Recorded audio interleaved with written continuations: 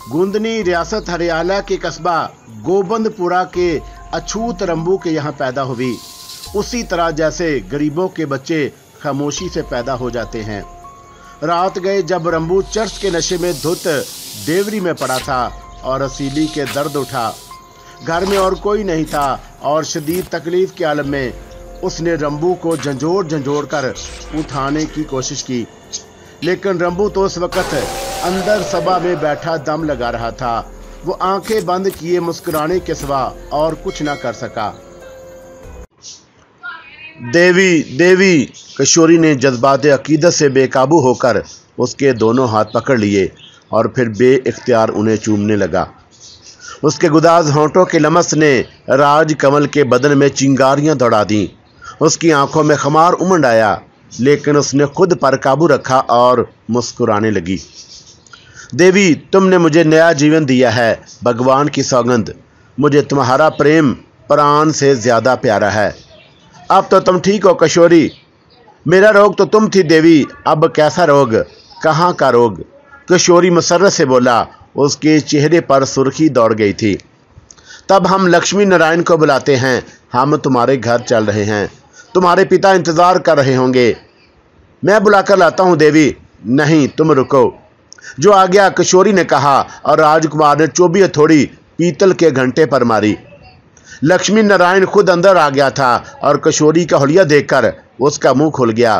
फिर वो बड़ी अकीदत से राम नाम जपने लगा। लक्ष्मी नारायण, राजकमल ने उसे मुखातब किया। देवी नारायण झुककर बोला, हमने किशोरी के पिता को वचन दिया था कि हम उसके बेटे को लेकर उसके घर आएंगे। तुम हमारे लिए सवारी का बंदोबस्त करो। अवश्य देवी, लेकिन लक्ष्मी नारायण ने कहा और फिर वो बाहर निकल गया। राजकमल ने किशोरी को बिठा दिया था। जब लक्ष्मी नारायण आया तब दोनों उठ गए। सवारी का बंदोबस्त हो गया नारायण? हाँ देवी, रथ बाहर मौजूद है। आओ किशोरी, राजकमल ने कहा और फिर वो किशोरी के साथ बाहर रथ में आ बैठी। रथवान ने रथ आगे बढ़ा दिया। लक्ष्मी नारायण हाथ जोड़े खड़ा रह गया था। देवी, वरमंकनी की जिम्मेदार के यहाँ आमद मामूली बात नहीं थी। बहुत से लोग जिम्मेदार के आलीशान घर के सामने जमा हो गए। जिम्मेदार जल्दी में स्वागत का कोई खास इंतजाम भी नहीं कर सका था। बहरहाल राजकमल रथ से उतरी तो उसने उसके रास्ते में आंखें बिछा दी और किशोरी को तो देखकर वो नहाल ही हो गया। कैसा रंग बदल दिया था। देवी ने उसके बेटे का चेहरे से ही बीमार लगने लगा था, लेकिन अब उसके चेहरे पर मुसर्रत का खून दौड़ रहा था। धर्मचंद राजकमल के सामने झुक गया। देवी, मैं तुझे क्या दुआ दूं? कैसा मन ठंडा किया है तूने। भगवान तुझे सुखी रखे। हमने तुझे वचन दिया था धर्मचंद। हाँ देवी, परंतु मैं तेरे स्वागत का अच्छा बंदोबस्त ना कर सका। धर्मचंद ने कहा। सब ठीक है धर्मचंद, चिंता मत करो। धर्मचंद नहायत इज्जत और एहतराम से उसे अंदर ले आया। किशोरी की खूबसूरत बहनों ने राजकमल को घेर लिया। उन्होंने अकीदत से उसके पांव छुए थे, लेकिन वह उसकी सुंदरता से भी बहुत मुतासर थी। चुनाचा वो बस राजकमल के पास ही घुसी। ना जाने कहां कहां की औरतें उसे देखने आई थी। वो राजकमल से बेहद मुतासर थीं। राजकमल अभी इस दिलचस्प खेल से लुत्फ अंदोज हो ही रही थी। तब दोपहर के भोजन पर धर्मचंद ने कहा, देवी, तेरे चरणों के आने से मेरे घर में जैसे लक्ष्मी उतर आई है। देवी, मेरी इच्छा है कि तो हमारे यहाँ भी कुछ रोज स्नान कर मेरे भाग जाग जाएंगे। धर्मचंद, हम तेरे ऊपर मेहरबान हैं। देख ले, तेरा बेटा ठीक हो गया। हमारा स्थान मंदिर में ही रहने दे। तेरी जो मनोकामना होगी पूरी हो जाएगी। राजकमल ने कहा और उसने यहाँ का माहौल देखा था। उस माहौल में उसे तन्हाई मिलना मुश्किल थी, इसलिए उसने फौरी तौर पर यहाँ रहने का इरादा मुलतवी कर दिया। देवी, ये मेरी भी मनोकामना है। किशोरी ने इल्तिजा की। नहीं किशोरी, हमें उसके लिए मजबूर मत करो।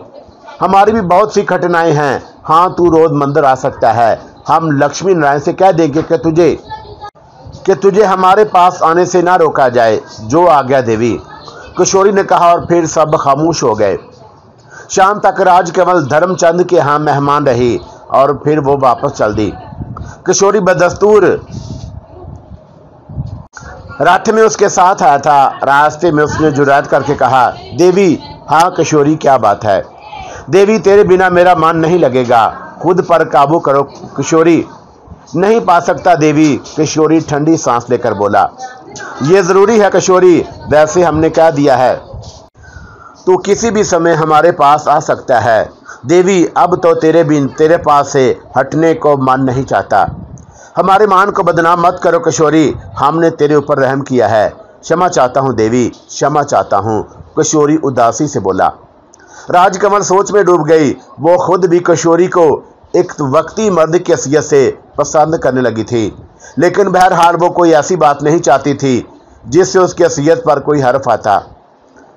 मुंह के द्वार पहुंचकर राजकमल रथ से उतर गई। किशोरी भी नीचे उतर आया। अब मेरे लिए क्या आ गया है देवी, बस अब तू जा किशोरी।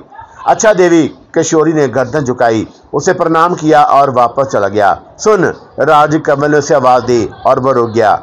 अब कब आएगा? मैं क्या बताऊं देवी, मेरा मन जाने को कब चाहे है, किशोरी बेबसी से बोला और राजकमल मुस्कुरा पड़ी। बड़ा भोला है तू किशोरी। अच्छा रात को आएगा? किस समय? किशोरी ने बेचैनी से पूछा। जब चांद निकल आए। अवश्य आऊंगा देवी, अवश्य आऊंगा। हम मंदिर के पीछे बाग में तेरी बाट तकेंगे। बस मैं जाकर भगवान से प्रार्थना करूंगा कि चांद जल्द निकल आए, किशोरी ने कहा। हाँ बस अब जा। और किशोरी का उदास चेहरा खिल उठा और वह मंदिर में दाखिल हो गई। कोरी किशोरी का ये वक्त कैसे गुजरा उसका दिल ही जानता था, और उसमें राजकमल उसके दिल में बसी हुई थी। पागल हो गया था वह उसके लिए, उसकी निगाहों पर जमी हुई थी और मंदिर के अकबी बाग के पास खड़ा था। हे भगवान, जल्दी चंद्रमा निकल आए। और उसका मन बेचैन हो गया था। वो इधर उधर टहलने लगा। देवी, आकाश से उतरी हुई देवी, उसका नतीजा क्या होगा? स्वाइस इसके क्या और क्या वो देवी के प्रेम में आत्महत्या कर ले? और देवियां भी तो किसी को कभी मिल सकी हैं, वो सोच रहा था। मगर वो उस पर कितनी मेहरबान है, कैसी मनमोहनी बातें करती है। और फिर जब चांद की पहली किरण ने आसमान से झांका तो उसका दिल खुशी से उछल पड़ा। दूसरे लम्हे उसने बाग की चार दीवारी फलांगी और बाग के अंदर दाखिल हो गया। उसकी बेचैन निगाहें बाग में चारों तरफ चकरा रही थीं। तब उसे नारंगियों के दरख्तों के पास किसी का हयोला नजर आया। राजकमल और उसकी खुशबू उड़ाकर उसकी नाक तक ले आई और वह उछल पड़ा। दूसरे लम्हे वो बेख्तियार राजकमल की तरफ दौड़ा और वह उसके पास पहुंच गया। देवी उस वक्त एक बारीक हसीन लिबास में मलबूस थी और उसके लंबे खुले हुए बाल खुले हुए थे और वह अनोखी नजर आ रही थी। किशोरी उसके चरणों में झुक गया और उसने अपना चेहरा राजकमल के पांव पर रख दिया। भगवान करे मुझे इसी समय मौत आ जाए, उसने मुंह से कहा। उठो किशोरी। राजकमल की बोझिल आवाज उसे सुनाई दी और फिर उसके हाथों का लमस किशोरी के शानों तक पहुंच गया। किशोरी आहिस्ता से खड़ा हो गया। कैसे हो किशोरी? राजकमल अपनी स्याह आंखों से उसे देखते हुए बोली। खुद देख लो देवी, पागल हो गया हूं। ये तो अच्छी बात नहीं है किशोरी, राजकमल बोली। मैं बेबस हूं देवी, अपने मन को संभालो, हम सारा जीवन यहाँ नहीं रह सकते। मेरा जीवन भी उस समय तक है देवी जब तक आज आप यहाँ हो, और उसके बाद मुझे जीवन की जरूरत भी क्या है? ये ठीक नहीं होगा। अब जो कुछ भी हो, किशोरी ने जी वारी से कहा और राजकमल किसी सोच में डूब गई। ये नौजवान तो वाकई पागल हो गया है। क्या किया जाए इस पगले के लिए? क्या यहाँ से जाते हुए उसे साथ ले लिया जाए? उसने एक लम्हे के लिए सोचा, लेकिन फिर उसके अंदर से एक आवाज़ उभरी। तू फिर बेवकूफ़ी की बातें सोच रही है राजकमल, फिर उसी जाल में फंस रही है जिसमें फंसती रही है। कोई मरता है मरे, तेरे लिए कौन मरा है? कौन तेरे प्रेम का जवाब प्रेम से दिया है? जहन्नम में जाए किशोरी, और वक्ती तौर पर यह वक्ती दिल है। चुनाचा उसके होंठों पर मुस्कुराहट फैल गई। आओ बैठे किशोरी, और वो उसे लिए हुए बाग के कंज में बैठ गई।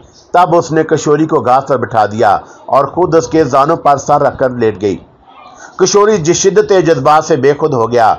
देवी देवी उसके मुंह से निकला और उसने राजकमल के रुखसार पर रुखसार रख दिया। राजकमल ने दोनों हाथों से उसका चेहरा अपनी तरफ मोड़ लिया और किशोरी के होंठ उसके होंठों से टकराने लगे। देवी, किशोरी थर थर कांपने लगा। किशोरी चौंका। हम मनुष्य के रूप में आकाश से धरती पर आते हैं, इसलिए हमारे मन की हालत भी मनुष्य की सी है। हम खुद भी तेरे प्रेम जाल में फंस गए हैं किशोरी। देवी, और किशोरी ने उसे अपने बाजुओं में भींच लिया और राजकमल उसकी गर्दन में बाहें डाल दी और फिर जज्बात बहने लगे। फासले तय होने लगे। किशोरी के दिल से यह ख्याल निकल गया कि वह आकाश से उतरी हुई एक अप्सरा के साथ है। वो देवी के तकद्दस को भूल गया और उसके बाजुओं में उसकी प्रेमिका थी। चांदनी बिखरी हुई थी चारों तरफ। चांद की किरणें राजकमल के सीमी बदन को चूम रही थी और बहुत दिन के बाद राजकमल को मन की शांति मिली थी। उसके दिल से यह एहसास मिट गया था कि उसे बूढ़े ही मिलते हैं। आज ये कड़ियल जवान उसने अपने पास था और चंद लम्हात के लिए राजकमल फिर बहक गई। ये नौजवान किशोरी, ये तो उसके मन को भा गया है, क्या इसे छोड़ देना ठीक होगा? लेकिन फिर उसने फौरन खुद को संभाल लिया। नहीं नहीं, इरादा बदलना नहीं चाहिए, बहकना नहीं चाहिए। ना जाने कौन कौन मिलेगा, किसी को मन पर लाना ठीक नहीं, बस वक्ती तफरी ठीक है। जज्बात का भूत उतर गया। किशोरी नीम मुर्दा हालत में पड़ा हुआ था। राजकमल उठ गई। उसने चांद की गुस्ताख किरणों से शर्मा कर अपना बदन छुपा लिया। फिर उसने किशोरी को झंझोड़ा, किशोरी, और किशोरी ने आंखें खोल दी। उठो किशोरी, कोई इधर आ ना जाए। आह देवी, मैं जिंदा क्यों हूँ? और उसके बाद जीवन की मनोकामना किसे है देवी? उठ जा किशोरी, राजकमल ने किसी कदर झल्लाए हुए अंदाज में कहा और किशोरी चौंक पड़ा। फिर वह हैरत से राजकमल की शक्ल देखने लगा और फिर उसके मुंह से सरसराती आवाज में निकला, देवी। उठ जाओ किशोरी, अजीब हो तुम। और किशोरी उठ गया। ये क्या हुआ देवी? आह देवी, ये कैसा पाप हो गया मुझसे? कुछ नहीं हुआ, उठ जाओ, होश में आ जाओ। देवी तू मुझसे नाराज तो नहीं? किशोरी ने धड़कते दिल के साथ पूछा। नहीं किशोरी, मैं तुझे बता चुकी हूँ कि संसार में आकर मैं भी मिनश-मा हो गई हूँ और वह सारी ख्वाहिशें मेरे अंदर भी पैदा हो गई हैं जो मिनश में होती हैं। मगर तुम किसी बात की चिंता मत करो किशोरी। आह देवी, आह मेरी मनकनी, मैं तो अब तेरे बिना एक पल भी नहीं रह सकूंगा। तुम्हें सब्र से काम लेना होगा किशोरी। मैं क्या करूं? क्या औरतों की तरह परेशान हो जाते हो? किशोरी, हिम्मत से काम लो। मगर तुम एक वचन दो देवी। क्या? मेरे जीवन में यहाँ से नहीं जाओगी? वचन दो देवी। और राजकमल अजीब सी निगाहों से उसे देखने लगी। ऐसा वचन ना ले किशोरी, मैं आसानी से यह बात कह सकती हूँ कि मैं तेरे जीवन में नहीं जाऊँगी, बल्कि मुझे जाना होगा। मैं तुझे ख़त्म कर दूंगी। लेकिन तू अच्छा जियाला जवान है और फिर बूढ़े धर्मचंद से भी मुझे हमदर्दी है, बुरा आदमी नहीं है। नहीं किशोरी, मुझसे ऐसा वचन ना ले। राजकमल ने दिल में सोचा। किशोरी उसकी शक्ल देख रहा था। जवाब दो देवी, जवाब दो, उसने कहा। किशोरी, राजकमल संजीदगी से बोली, मेरी देवी, क्या ये मैं सोचूं कि मैंने तुम्हें यहाँ तक लाकर गलती की है? मैं नहीं समझा देवी। अगर तुम इसी तरह बेचैनी का इजहार करते रहे तो एक न एक दिन किसी को पता चल जाएगा और मैं ना सिर्फ धरती पर बल्कि आकाश में बदनाम हो जाऊंगी। तुम्हारी ये बेचैनी मुझे रुसवा कर देगी। राम राम, भगवान ना करे ऐसा हो। भगवान तो नहीं करेगा, पर तुम जरूर करोगे। मैं देवी, हाँ तुम। मगर मैं तो तेरे लिए अपना जीवन वारने को तैयार हूँ। फिर मैं तुझे रुसवा कैसे कर सकता हूँ? ऐसी ही बातें करके अब नहीं करूँगा देवी, अब नहीं करूँगा। लो कान पकड़े। किशोरी ने मासूमियत से कान पकड़ लिए और राजकमल को उस पर प्यार आ गया। उसने मुस्कुराते हुए उसके दोनों हाथ पकड़ लिए। कान मत पकड़ो, एक वचन दो, वो मुस्कुराते हुए बोली। कैसा वचन देवी? कहो। बस अब यहाँ से घर जाओ, आराम से रहो और किसी को किसी खास बात का अंदाजा मत होने दो और कल रात को फिर उसी जगह आ जाना। ऐसा ही करूँगा देवी, ऐसा ही करूँगा। वचन देते हो? हाँ देवी, वचन देता हूँ। बस तो अब जाओ, रात बहुत बीत गई है। जाओ, राजकमल ने उसकी आंखें चूमते हुए कहा और किशोरी उसे देखता हुआ वापस चल पड़ा। फिर वह बाग से निकल गया तो राजकमल ने एक गहरी सांस ली। बड़ा ही सुंदर, बड़ा ही प्यारा, मगर मैं अपने असूल से नहीं हट सकती। अब मैं मन के रोग पालने से मैंने तौबा कर ली है। मंदिर में पूजा पाठ कुछ ज्यादा ही होने लगी थी। बस्ती के लोग बड़ी से मंदिर आते थे। देवी हर तीसरे दिन आवाम को दर्शन देती और वो बड़ी अकीदत से उस पर चढ़ावे चढ़ाते थे। उनके सामने मन्नतें थी, वो अकीदत से सरशार थे और लक्ष्मी नारायण भी बहुत खुश थे। उसने सारे चढ़ावे देवी के सामने रख दिए थे, लेकिन देवी ने उसे ठुकरा दिया था। तुम इन्हें रख लो लक्ष्मी नारायण, मंदिर के काम में लगा लो, मुझे इन चीज़ों की क्या ज़रूरत है। जो आज्ञा देवी, लक्ष्मी नारायण ने कहा। वो खुद सीधा साधा आदमी था और किसी छल फरेब नहीं करता था, इसलिए उसने कोई ऐसी वैसी बात नहीं सोची। उनके दिल में बड़ी अकीदत थी उस आसमानी मखलूक के लिए और वो सोचने लगा कि वो उन्हें बड़ा ज्ञानी बना देगी। उस रात भी पूजा के बाद वो कृष्ण भगवान की मूर्ति के चरण में बैठे हुए थे। उन्होंने भगवान से लो लगाई हुई थी। पूजा खत्म हो चुकी थी। पूजा के हाल से सारे लोग जा चुके थे, लेकिन एक कोने में लंबी दाढ़ी और जटाओं वाला एक तंदुरुस्त तवाना साधु अभी तक बैठा। सारे पिंडे बाहर थे। काफ़ी देर गुजर गई, चंद पिंडे अंदर आ गए। उन्होंने उस साधु को देखा और चौंक पड़े और उसके करीब पहुंच गए। महाराज, एक पिंडे ने उसे आवाज़ दी। क्या है? साधु ने भारी आवाज़ में कहा। महाराज, क्या रात को यहीं स्नान करेंगे? नहीं, तब पूजा खत्म हो चुकी है। मुझे मालूम है। साधु ने आंखें खोल दी। उसकी आंखों में तेज रोशनी थी। पिंडे चौंक पड़े। साधु के चेहरे से कुछ और ही मालूम हो रहा था। अभी पूजा करेंगे महाराज? नहीं, साधु ने कहा, और पिंडे एक दूसरे की शक्ल देखने लगे। तब अगर स्नान करें तो धर्मशाला मौजूद है, जाओ, भाग जाओ, साधु ने उसी अंदाज में कहा। और उसके बाद पिंडे न रुक सके। साधु के अंदाज से पता चल रहा था कि वो कोई ऊंची चीज़ है। ये सारी बातें लक्ष्मी नारायण के कानों तक भी पहुंची थी और वह उसकी गुफ्तगू का इंतजार कर रहे थे। फिर उन्होंने पाठ खत्म किया और गर्दन घुमाकर साधु को देखते रहे और फिर वह अपनी जगह से उठ गए। साधु के अंदर कोई अजीब बात भी उन्हें महसूस हुई थी। वो आहिस्ता आहिस्ता चलते हुए साधु के करीब पहुंच गए। जय राम जी की महाराज, प्रणाम। कहाँ से आमद हुई महाराज? बहुत दूर से, पहाड़ों से, गुफाओं से, वहाँ से जहाँ इंसान नहीं रहते, जंगली जानवरों की बस्ती से अपना ज्ञान तोड़कर आना पड़ा है लक्ष्मी नारायण, साधु ने जवाब दिया। जुग जुग महाराज, शायद आप देवी दरमंकनी की दर्शन को आए हैं। भगवान की लीला है। पोसा बस्ती को भगवान ने इतना ऊंचा उठा दिया कि उसके मान बढ़ गए हैं महाराज। लक्ष्मी नारायण खुशी से भरपूर लहजे में बोले। बड़े बड़े लोग बड़ी बड़ी दूर से देवी के दर्शन को आ रहे हैं।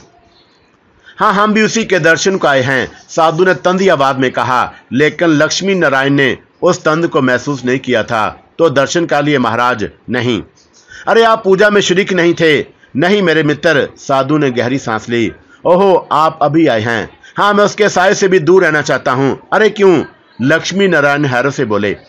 इसलिए कि मैं उसे अच्छी तरह जानता हूँ, साधु ने अजीब से लहजे में कहा। जानते हैं? लक्ष्मी नारायण ने आंखें फाड़ी। हाँ, मगर महाराज, देवी को तो सब ही जानते हैं। जितना मैं उसे जानता हूँ और कोई नहीं जानता। तुम भी नहीं जानते कुलोले महाराज, और मैं आपकी बात नहीं समझा महाराज। सुनो, मेरे पास ज़्यादा समय नहीं है और इस वक्त मैं यहाँ नहीं रह सकता, क्योंकि अब वो अपने प्रेमी के साथ मंदिर के पोतर माहौल को गंदा कर रही है। महाराज, किसके बारे में कह रही हैं? तुम्हारी देवी वनमंकनी के बारे में। क्या बकवास करते हो? तुम साधु हो? पापी तो है कौन? बता। हमारे धर्म को नष्ट करने आया है। शर्म नहीं आती तुझे? आकाश से उतरी हुई उस मासूम पर इल्जाम लगाते हुए। साधु की घनी मूंछों के नीचे मुस्कुराहट फैल गई। दोष तुम्हारा नहीं है मेरे मित्र, उसका जादू ऐसा ही गहरा होता है। और अब तो नागन विष ही विष में डूबी हुई है। अब तो उसकी हर सांस बस्तियों की बस्तियां वीरान कर सकती है। लक्ष्मी नारायण ऐसा बेकाबू हुआ कि उसने साधु का गिरबान पकड़ लिया। मैं तेरा खून कर दूंगा। पापी, तू देवी वनमंकनी पर ऐसा इल्जाम नहीं लगा सकता। साधु ने आराम से लक्ष्मी नारायण का हाथ अपने गिरबान से हटा दिया। वो सुर्ख आंखों से लक्ष्मी नारायण को देख रहा था और उसकी पुरअसरार मुस्कुराहट बदस्तूर उसके होंठों से चिपकी हुई थी। लक्ष्मी नारायण जी, जो कुछ कह रहा हूं उसकी तस्दीक भी करा सकता हूं। इस समय वो जादूगरनी संसार जाल में फंसी हुई है और इस समय वो अपने दुश्मन से बेखबर है। इसलिए मैंने यहाँ आने की हिम्मत की है, वरना मैं उसके सामने नहीं आ सकता। मेरी बातें गौर से सुन लो लक्ष्मी नारायण, उसके बाद मैं अपनी बात का सबूत भी दे दूंगा। सच समझो या झूठ, तुम्हारी मर्जी, पर तुम ठंडे दिल से पहले मेरी बात सुनो। कहो, क्या कहना चाहते हो? लक्ष्मी नारायण बेमुश्किल तमाम खुद पर काबू पाकर बोला। सबसे पहली बात तो ये सुनो कि वह आकाश से उतरी हुई देवी नहीं है। हरियाला के एक छोटे से गांव में एक चमारन के यहाँ पैदा हुई। उसकी माँ भी शायद उसके बाप का नाम ना जानती हो। हराम की जनी जो खुल खिला सकती थी खिलाती रही और फिर हरियाला के महल तक पहुंच गई। राजा प्रणाम लाल को बस में किया और रानी बन गई। उसके बाद उसने हरियाला में वो तबाही मचाई कि शैतान भी पनाह मांगे। राजा प्रणाम लाल को मरवा दिया, दवारका के आंसू चंद को मरवाया, उसके जवान बेटे जेत तिलक को मरवाया। ना जाने कितने लोगों का खून उसकी गर्दन पर है। ऐसी ऐसी चालें चली उसने कि शैतान भी उसके आगे कान पकड़े। फिर उसका जवाल हुआ, मगर नागन विष की तलाश में चल पड़ी। और सारी जिंदगी ज्ञान विज्ञान में डूबे हुए एक साधु के द्वारे पहुंच गई। उसके सारे इल्म छीन लिए और उसे उसके आदमियों के हाथों मरवा दिया। और जादू का पटारा लिए हुए वो नागन अब तुम्हारी बस्ती में आई है और यहाँ देवी बनकर प्रकट हुई है। ये है तुम्हारी देवी मंकनी लक्ष्मी नारायण। झूठ मैं नहीं मानता, उसकी सूरत में देवी का तकद्दुस झलकता है। उसकी यही शान है। लक्ष्मी नारायण जो काम करती है इतना मुकम्मल करती है कि दूसरों को अपनी आंखों और कानों पर धोखा होता है। मैं उसके सामने नहीं आ सकता, मगर यह समय है कि मैं तुम्हें तुम्हारी देवी के करतूत दिखा दूं। कैसे करतूत पापी, तू बराबर उसका अपमान किया जा रहा है। लक्ष्मी नारायण ने दांत पीसते हुए कहा। चल मेरे साथ आ। साधु खड़ा हो गया। कहाँ? आओ तो सही, यहीं इसी मंदिर में। वो लक्ष्मी नारायण का बाजू खींचते हुए बाहर निकल गया। लक्ष्मी नारायण की बुरी हालत थी। तू मुझे क्या दिखाने ले जा रहा है? नाग विष फैला रही है लक्ष्मी नारायण। धर्मचंद का कलौता बेटा उसका शिकार हो रहा है। किशोरी, लक्ष्मी नारायण चौंक कर बोला। हाँ किशोरी, साधु ने कहा। लक्ष्मी नारायण पागलों के से अंदाज में साधु के साथ चल रहा था। साधु उसे लिए हुए मंदिर के पीछे बाग में पहुंच गया। चांद निकला हुआ था और उसकी विद्या रोशनी में फूलों के कंज के करीब दो वो जोलियां एक दूसरे से प्युसत थी और साधु उसे लिए हुए उसके नजदीक पहुंच गया और लक्ष्मी नारायण ने देवी और मनकनी का दूर पड़ा वाली बात पहचाना। उसकी गहरी गहसी सांसें सुनी और उन सांसों में धर्मचंद के बेटे किशोरी की सांसें भी उलझी हुई थीं। लक्ष्मी नारायण का मुंह हैरत से खुलकर रह गया। तो है किशोरी की बीमारी, मगर तकद्दुस की ये देवी तो उसके सामने ही प्रकट हुई है। ये सब क्या है? ये सब क्या है? वो चकराते हुए ज़हन से सोच रहा था। साधु तंदी अंदाज में उसे देख रहा था। बस मेरा यही काम था, मुझे तेरी आंखें यूं ही खोलनी थी। आह, ये सब क्या है महाराज? ये सब क्या है? जो कुछ मैंने कहा है ठीक कहा है लक्ष्मी नारायण।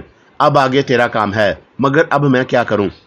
पत्थर मार मार कर हला कर दे इसे। अगर गैरतमंद है, उसने तेरे मंदिरों को, भगवान के द्वार को किस तरह नष्ट किया है। मैं ऐसा ही करूंगा, लक्ष्मी नारायण ने कहा और फिर वो उन दोनों के करीब पहुंच गया।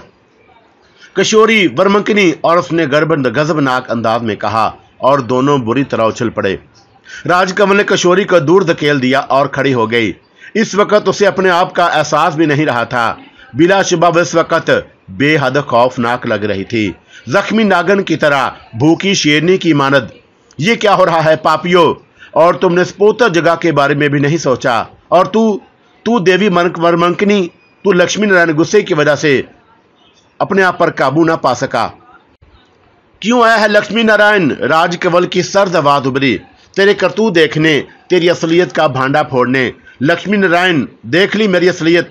हाँ, चमारण की औलाद, तुझे गंदी करने के लिए यही जगह मिली थी जादू करनी। ओहो, तो तुझे सब कुछ मालूम हो गया। हाँ कमीनी, अब भी ना मालूम होगा। बस तू अब वापस चला जा, भाग जा यहाँ से। भाग जाऊं? मैं तुझसे पूरा बदला लूंगा गंदी औरत। और मैं इसी बस्ती में जहां लोग तेरे दर्शन को आते हैं तुझे गली गली रसवा कर दूंगा। तेरे मुंह पर कालक लगाकर तुझे गली गली फिराऊंगा। क्या समझती है तू? लक्ष्मी नारायण के मुंह से झाग उड़ रहे थे। राजकमल अब पूरी तरह संभल गई। तुझे मेरे बारे में किसने बताया लक्ष्मी नारायण? आगे आओ महाराज। महाराज, लक्ष्मी नारायण ने पीछे मुड़कर देखा, लेकिन वो गायब थे। ओहो, महाराज भाग गए। खैर छोड़ो इन बातों को, जा अपना काम कर। और इस मामले में टांग अड़ाई तो नुकसान उठाएगा। किशोरी, तो अच्छे बाप का बेटा है। मैं जानता हूं कि इस नागन ने ही तुझे बहकाया होगा। ये जादूगरनी है बेटे, मैं तुझे माफ कर दूंगा। लेकिन किशोरी के तो सारे बदन की जान निकल गई थी कि जिस हालत में वो गया था उसके बाद उसके बदन में खून ही नहीं रहा था। किशोरी, राजकवल ने उसे पुकारा।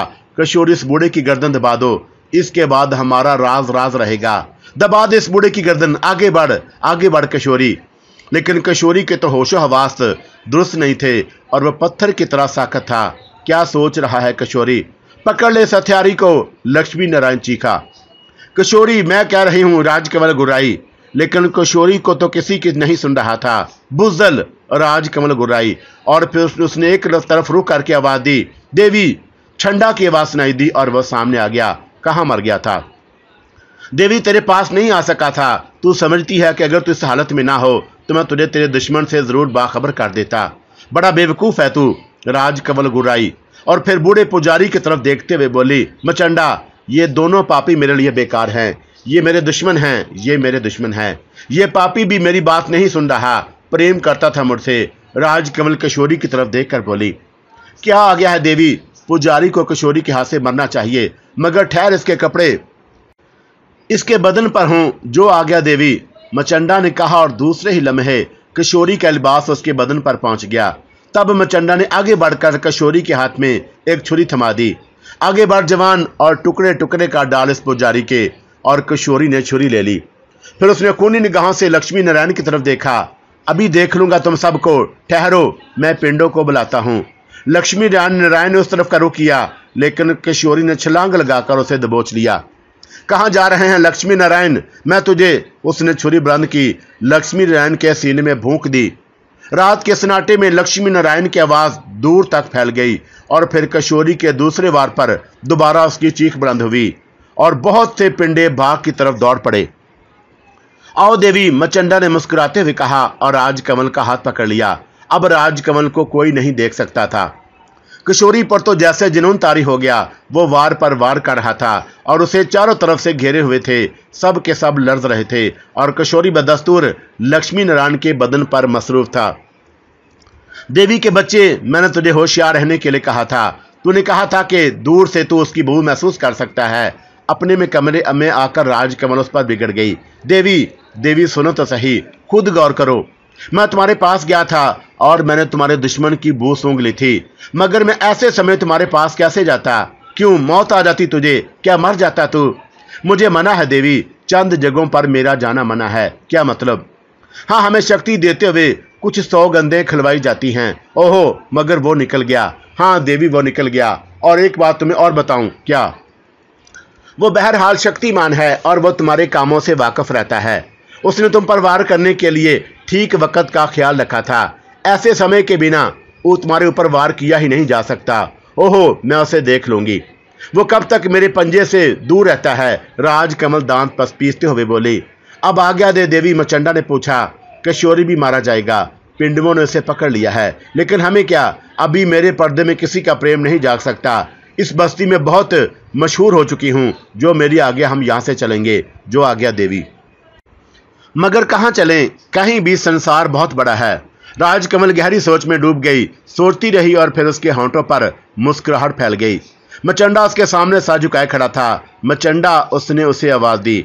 अब तो जीवन में बड़ी तब्दीलियां आ गई हैं। मैंने दौलत के खूब मजे किए हैं, अब जरा गरीबी देखी जाए। गरीबी कैसी होती है? मैं नहीं समझा देवी। सुन, यहां से बस्ती गुलाब चंद कितनी दूर है? करीब ही है देवी। वहां चलते हैं, वहां चलकर सोचेंगे कि अब हमें क्या करना चाहिए। जो हुक्म। मचंडा ने गर्दन हिला दी। इस बार तो मुझे एक गरीब औरत का लिबास ला दे। मैं अकेले ही रहूंगी, तो मेरे पास रहना, लेकिन दूसरों की निगाहों से दूर। आज्ञा का पालन होगा। बस तो अब यहाँ रुकने की क्या जरूरत है? उठ, राजकमल ने कहा, और फिर वो मचंडा के साथ मंदिर से बाहर निकल आई। रथ मंगवा दूं देवी? रास्ते में मचंडा ने पूछा, और राजकमल गहरे ख्यालों से चौंक पड़ी। उसने खाली खाली निगाहों से मचंडा की तरफ देखा, और फिर गहरी सांस लेकर बोली, तूने कुछ कहा मचंडा? हाँ देवी, रथ मंगवा दूं? रात का समय है, आप पैदल कहाँ सफर करेंगी? मचंडा ने कहा, और राजकमल के होंठों पर मुस्कुराहट फैल गई। क्या तू पलक झपकते में हमें बस्ती गुलाम चंद नहीं पहुंचा सकता मचंडा? देवी आज्ञा दें तो क्यों नहीं? बस तो फिर ठीक है, हमें ऐसे ही चलने दे, चिंता न कर, हम इतने कमजोर नहीं हैं। राजकमल ने बदस्तूर मुस्कुराते हुए कहा, और मचंडा ने गर्दन हिला दी। रात का अंधेरा फैल रहा था। इब्तदाई रातों का चांद अपनी मंजिल तय कर चुका था। ऊपर से बादलों ने सितारों को ढक दिया था, इसलिए मुहीब तारीकी मुंह खोले हर रोशन चीज को हड़प करती फिर रही थी। रास्ते के दरख्त भी अब निगाहों से उजल हो गए, लेकिन राजकमल बदस्तूर इत्मीनान से आगे बढ़ रही थी। उस खौफनाक तारीकी में जंगली दरिंदे भी सहम कर अपने ठिकानों में घुस गए होंगे। ना जाने ये कौन सी रूह थी जो चांद की तरह रोशन चेहरा लिए तारीकी में सरगर्दा थी। काफी देर खामोशी से गुजर गई। तब राजकमल ने खुद ही ये तिलस्म तोड़ा। मचंडा, उसने अपने गुलाम को आवाज दी। देवी, कुछ बातें कर, इतना खामोश क्यों है? तेरे बारे में सोच रहा हूं देवी। क्या? यही कि तू 100 सूरमाओं के एक सूरमा है। इतनी जीदार तो वो साधु जी नहीं होते जो पूरा जीवन पहाड़ों और गुफाओं में गुजार देते हैं। अच्छा, तो तूने बहुत से लोगों को देखा होगा। हाँ देवी, अपना तो काम ही वीरानों में फिरना है। कितनों लोगों के बस में रह चुका है तू। आप दूसरी हैं देवी मचंडा, बस पिंडर मानव जी के कब्जे में आया था, या फिर आपके इससे पहले 3 साधुओं ने मुझे बस में करने की कोशिश की थी, लेकिन बेमौत मारे गए ससुरे। ओहो, तूने उन्हें मार दिया। हाँ देवी, हम लोग खुशी से तो किसी के बस में नहीं आते। तूने वतीन नामजीव को भी मारने की हिम्मत की थी। हाँ देवी, क्यों नहीं, मगर वो ज्ञान के बड़े थे और मैं उनका कुछ नहीं बिगाड़ सका, मचंडा ने जवाब दिया। तूने अभी तक मुझे मारने की कोशिश क्यों नहीं की मचंडा, राजकमल ने मुस्कुराते हुए पूछा। सच कह दूं देवी, बुरा तो नहीं मानोगी, मचंडा ने अजीब से लहजे में कहा। हाँ सच कह दे, वचन देते हैं, बुरा नहीं मानूंगी, राजकमल दिलचस्पी से बोली। बहरहाल उसने एक अहम सवाल किया था। तुम्हारे साथ रहकर ऐसा लगता है जैसे तुम हम में से एक ही हो, और तुम अलग नहीं लगती देवी, इसलिए तुम्हारे साथ रहते हुए गुलामी का एहसास नहीं होता, और फिर तुम्हारे काम भी वही हैं जो हमारे। तेरे काम मुझे मन से पसंद हैं देवी, मैं तेरा मित्र हूँ। ओहो, राजकमल ने गहरी सांस ली। इसका मतलब है कि तू मुझसे खुश है। हाँ देवी। किसी बात पर बिगड़े तो मुझे बता देना, हम मित्रों की तरह जीवन बिताएंगे। अवश्य देवी, मचंडा ने कहा। राजकमल बदस्तूर आगे बढ़ रही थी। उसके अंदाज से थकन का कोई एहसास नहीं होता था। रात आहिस्ता आहिस्ता गुजरती रही और फिर रोशनी निकल आई। बस्ती कितनी दूर है मचंडा? वो सामने सरसों के खेतों के दूसरी तरफ घर नजर आ रहे हैं। हाँ, ओ हाँ ठीक है, बस तू जा मचंडा, मैं अकेली बस्ती में जाऊंगी। जो आ गया देवी, मचंडा निगाहों से गायब हो गया। राजकमल गहरी सांस ली और उसके बदन पर मामूली लिबास था। रात भर पैदल चलती रही, इसलिए थोड़ी सी थकन भी झलक रही थी। फिर उसने अपने चेहरे पर मजलूमियत भी तारी कर ली। फिर वो खेतों के दरमियान एक पगडंडी पर हो ली। लेकिन अभी कुछ ही दूर चली थी कि उसे बहुत सी आवाज़ें सुनाई दी। उनमें कैके भी शामिल थे, और ये कैके नस्वानी थे। आवाज़ें उस पगडंडी के ढलान से आ रही थी, और फिर 6-7 शोखो शरीर अल्लड़ लड़कियां अचानक उसके सामने आ गईं और वो ठठक गईं। दूसरी तरफ लड़कियों की भी यही हालत हुई थी और वो उसे देख रही थी। कौन है ये? और उनमें से एक बोली, कोई दुखियारी मालूम होती है बेचारी, मगर ये आई कहाँ से है? अपने गांव की तो नहीं? नहीं जी, अपने गांव की कहाँ से है? हाय कैसी सुंदर है। अरे बातें जी बनाई जाओगे, आगे बढ़कर उसे पूछो तो। हाँ आओ। और सब आगे बढ़कर उसके करीब पहुंच गईं। अहमको उसे देख रही हो, और राजकमल उसके चेहरे पर ऐसा दर्द सिमट आई थी कि देखने वालों के जिगर पानी हो जाएं। कौन है बहन तू? एक लड़की आगे बढ़कर बोली। बसंती, राजकमल ने मासूमियत से जवाब दिया। है अभी बसंती की तरह रंगों में भरी, कहाँ से आई है?